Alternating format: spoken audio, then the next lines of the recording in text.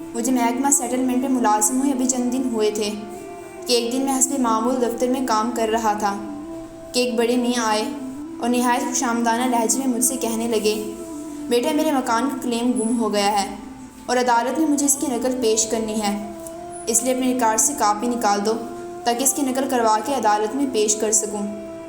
میں نے بوڑھے بابا کی طرف بغیر دیکھے کہا کہ 50 روپے لگیں گے۔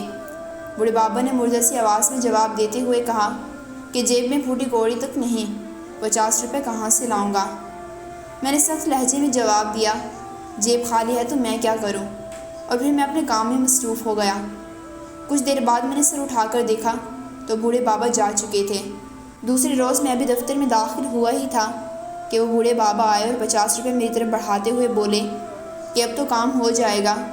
اس سے پہلے میں اس بارے میں انہیں کچھ جواب دیتا، میری نظر ان کے چہرے پر پڑی۔ بوڑھے بابا کی آنکھوں سے آنسو نکل کر داڑھی میں جذب ہو رہے تھے اور وہ انہیں صاف کرنے کی کوشش میں مصروف تھے۔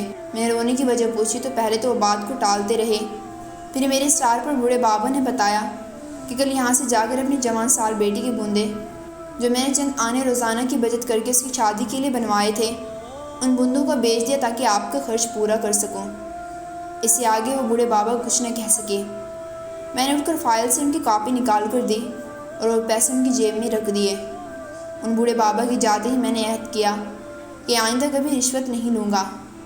مجھے محسوس ہو رہا تھا کہ جیسے بوڑھے بابا کے ضعیف بازوؤں نے مجھے دوزخ کے دہانے سے کھینچ لیا ہے، کیونکہ حضور صلی اللہ علیہ وآلہ وسلم کا ارشاد ہے، رشوت لینے والا اور رشوت دینے والا دونوں جہنمی ہیں۔